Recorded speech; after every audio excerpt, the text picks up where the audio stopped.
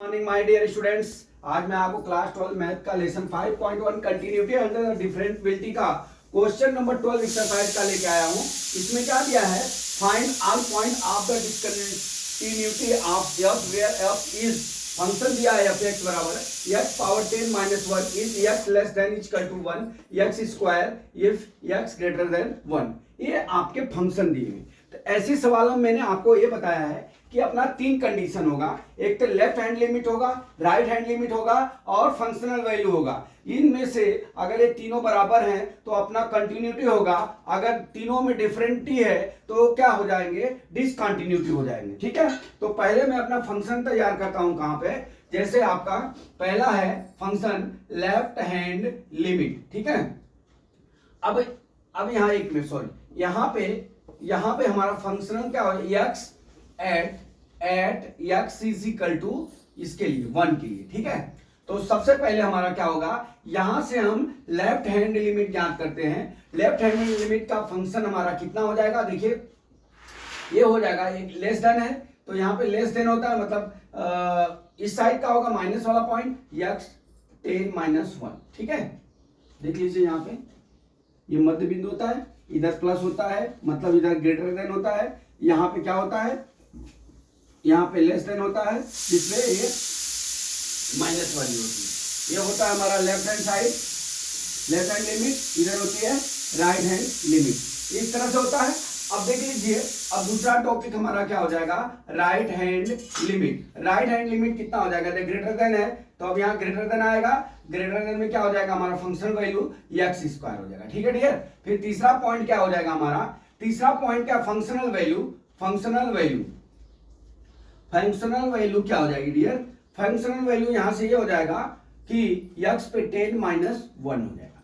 अब इन तीन लिमिट हमको प्राप्त हो गई, अरे तीन वैल्यू प्राप्त हो गई, left hand limit, right hand limit और क्या हो गया, फंक्शनल वैल्यू। ठीक है, अब ये तीनों प्राप्त होने के बाद अब हम ज्ञात कर लेते हैं इनके वैल्यू। यहां पे लिखते हैं क्या, पहला टॉपिक लेफ्ट हैंड लिमिट। ठीक है, left hand limit at x is equal to 1।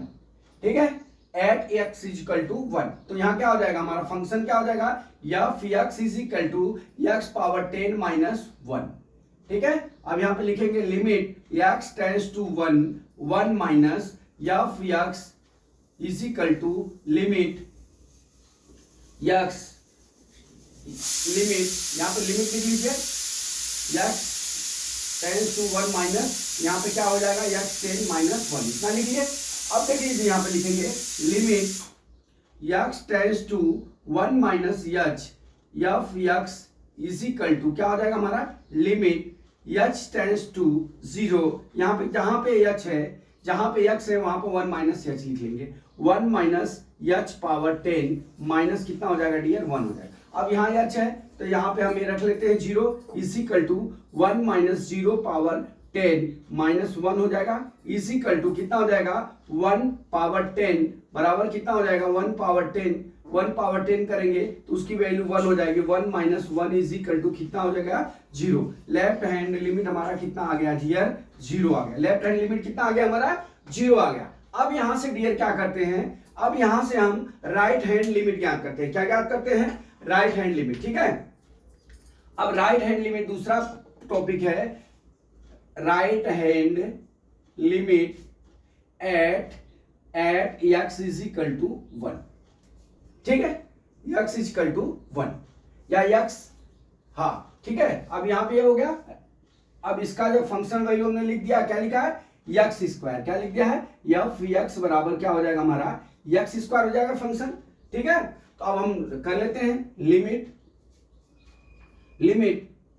x tends to 1 plus, ठीक है 1 प्लस बराबर f x is equal to limit x tends to 1 plus x square. ठीक है, अब यहां क्या लिखेंगे, limit x tends to 1 plus h हो जाएगा, फंक्शनल वैल्यू हो जाएगी अपनी यहां बराबर लिमिट, इसको लिमिट पढ़ना है, लिमिट मत पढ़ लेना, लिमिट x टेंड्स टू 0, यहां क्या हो जाएगा x टेंड्स टू 0, यहां पे 1 प्लस h का क्या लिखेंगे होल स्क्वायर। ठीक है, अब इतना हो गया।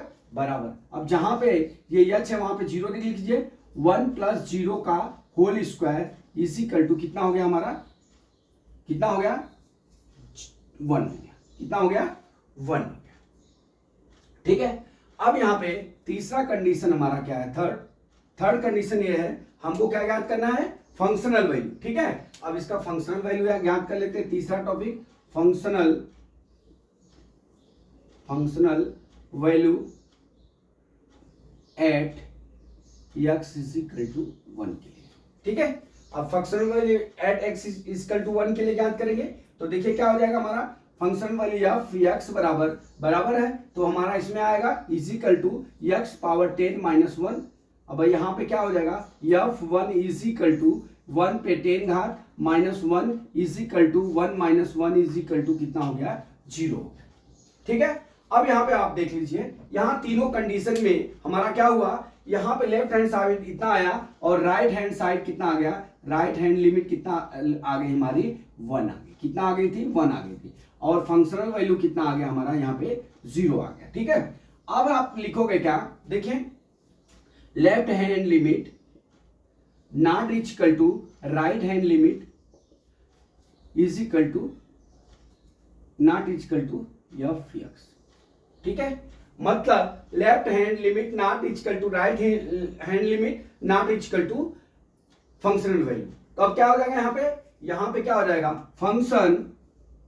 Functional value function is at x is equal to 1।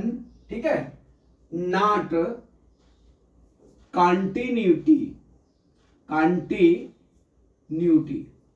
ठीक है, नॉट कंटिन्यूटी मतलब ये डिसकंटिन्यूटी हो जाएगी। ठीक है, ये समझ गए आपको। इसमें जो है ऐसे सवालों में खाली आपको ये चीज का ध्यान रख के 3 टॉपिक आपको तैयार कर लेना है, बाकी तो ये आप कर लोगे, इजी हो जाएगा। इसी चीज को समझना आपको बहुत जरूरी है। इसलिए माय डियर स्टूडेंट्स, मैं समझता हूं कि न्यूमेरिकल आपको समझ में आ गया होगा। अगला न्यूमेरिकल कल मैं फिर लेके आता हूं। जय मां सरस्वती, जय भारत माता, जय जवान, जय किसान।